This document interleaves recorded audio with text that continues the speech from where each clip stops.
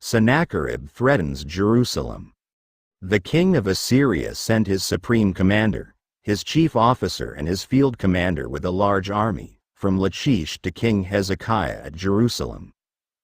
They came up to Jerusalem and stopped at the aqueduct of the upper pool, on the road to the washerman's field.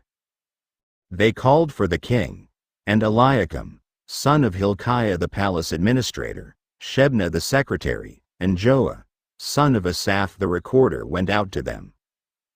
The field commander said to them, "Tell Hezekiah, this is what the great king, the king of Assyria, says. On what are you basing this confidence of yours? You say you have strategy and military strength, but you speak only empty words. On whom are you depending, that you rebel against me? Look now, you are depending on Egypt, that splintered reed of a staff, which pierces a man's hand and wounds him if he leans on it. Such is Pharaoh king of Egypt to all who depend on him. And if you say to me, we are depending on the Lord our God, isn't he the one whose high places and altars Hezekiah removed, saying to Judah and Jerusalem, you must worship before this altar in Jerusalem?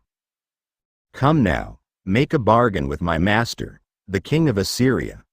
I will give you 2,000 horses, if you can put riders on them.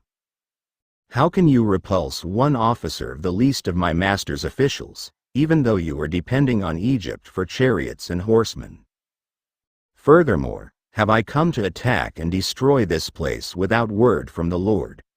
The Lord himself told me to march against this country and destroy it."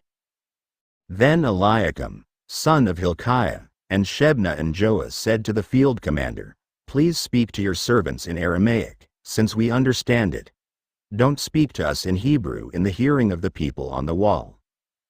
But the commander replied, "Was it only to your master and you that my master sent me to say these things, and not to the men sitting on the wall, who, like you, will have to eat their own filth and drink their own urine?"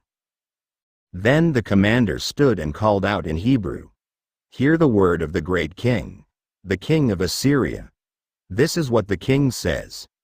Do not let Hezekiah deceive you. He cannot deliver you from my hand. Do not let Hezekiah persuade you to trust in the Lord when he says, 'The Lord will surely deliver us.'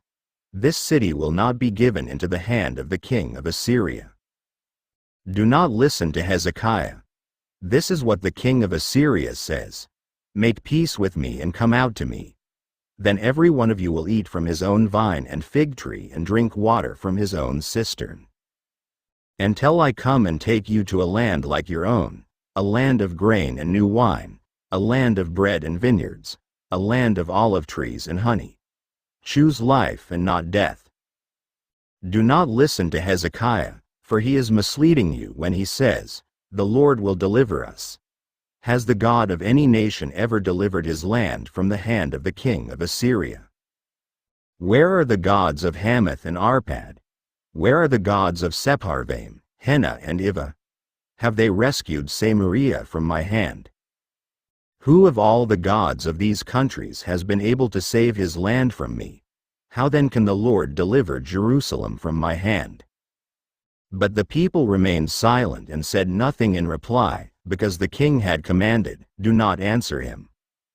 Then Eliakim, son of Hilkiah the palace administrator, Shebna the secretary and Joah, son of Asaph the recorder went to Hezekiah, with their clothes torn, and told him what the field commander had said.